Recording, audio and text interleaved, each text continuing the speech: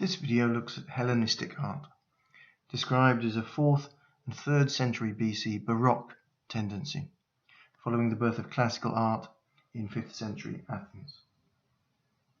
It's an interesting early test case for the transformations in the classical tradition over the next 2,000 years. It's been suggested that whereas the democracy of 5th century Athens produced philosophical idealism, the populace, disenfranchised under later autocratic rulers, turned to Stoicism. It'll be interesting to see if there's any parallel in the change from Greek classicism to what is known as Hellenistic art. From its 5th century zenith as head of the Delian League defending Greece against Persia, Athens declines, losing the Peloponnesian War against Sparta in 404 BC. The next period saw the rise of the state of Macedon under Philip II, whose son, Alexander the Great, went on to conquer all the territories between Greece and India. On his death, this vast territory was divided amongst Alexander's warring generals, called the Diadochi, or successors. Ptolemy Soter founded the Ptolemaic dynasty in Egypt. Much of Asia Minor went to Lysimachus, which he further subdivided, giving the territory of northern Asia Minor to Philetairos, who founded the Attalid dynasty.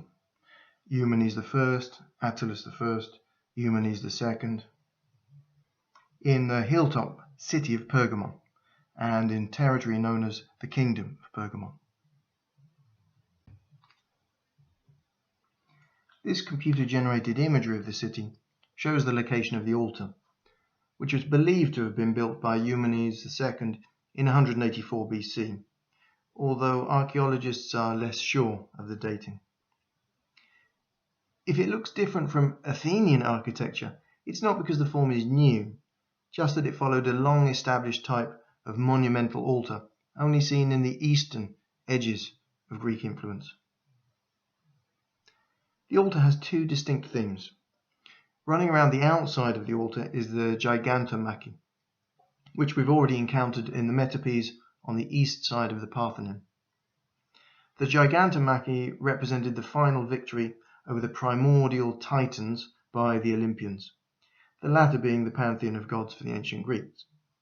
The Titans sent giants against the Olympians, but the giants were defeated.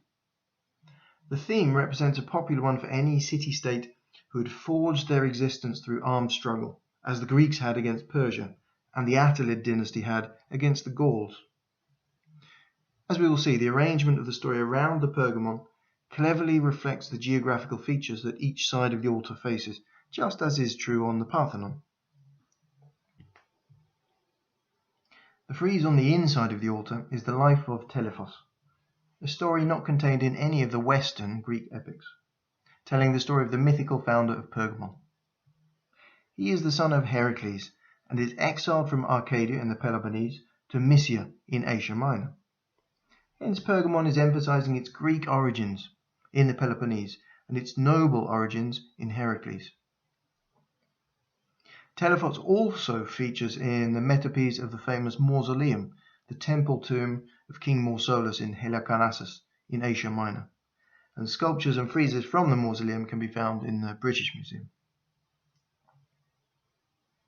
First, we'll be looking at the positioning of the gigantomachy. The west side, the front of the altar, has clear divine groups which wrap around the three sides of each projection. The north projection has sea gods, Poseidon, Amphitrite, and family. The north side featured ocean, the west, and the forces of darkness. This would suit the orientation of the building, since the north side would be most in shadow during the day.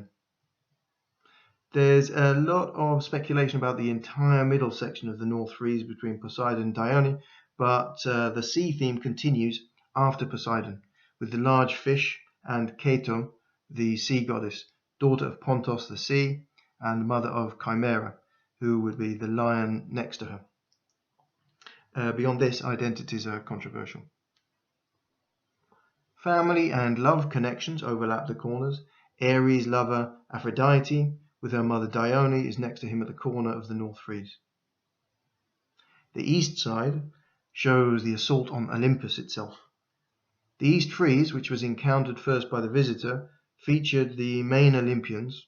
From right to left we have Ares, the god of war, Athena, goddess of wisdom, Zeus, god of the sky, and Heracles, son of Zeus. Then Hera, Zeus's wife, and Apollo, god of light, Leto, the mother of Apollo and Artemis, her daughter, the huntress. Asia obviously was in the east, and Ocean was most commonly conceived as being in the west. As stated above, the corner pieces of the frieze portray family and love. So we have Leto's mother and sister, that's Phoebe and Asterie, as the first on the south frieze. Phoebe and Asterie mean bright and starry, respectively, and they set a clear theme of gods and light and heaven for the south side. So on the south we have Selene, goddess of the moon, then Helios, the sun, and Eos, his sister, goddess of the dawn. The south side may have had the multiple theme of land, east, light, and the heavens. The south projection features Dionysus, his attendants, his mother Semele, and the Asiatic Great Mother Cybele, identified by the Greeks with Rhea. The south projection must be situated in Asia, the domain of Dionysus and Cybele, and so firmly on land, while the ocean and sea are the clear locale of the opposite projection. We now come to the frieze along the internal walls of the altar, which relate to the founder hero of Pergamon, Telephos, son of Hercules. The story of Telephos' life begins here on the north wall. Alios of Arcadia, warned by an oracle against a grandson, makes his daughter Auge a nun priestess. Nonetheless, she is seduced by Heracles, and Telephos is duly born. He is exposed, and Auge is set adrift in a small boat. She lands in Mysia, where the local king Teuthras adopts her. The story continues around to the east wall. Telephos, meanwhile, suckled in the wilds by a hind, is discovered by Heracles, grows up, and goes to look for his mother in Mysia, where he is eventually made king and marries the Amazon queen Hiera. He fights and routs the Greeks on their first aborted Trojan campaign. They had landed by mistake in Mysia. Telephos is wounded by Achilles at the instigation of Dionysus. Told the wound will only be healed by that which inflicted it, Telephos seeks counsel in Argos at the court of Agamemnon. He takes little Orestes hostage and is finally cured by the rust from Achilles' spear, and in return guides the Greeks to Troy.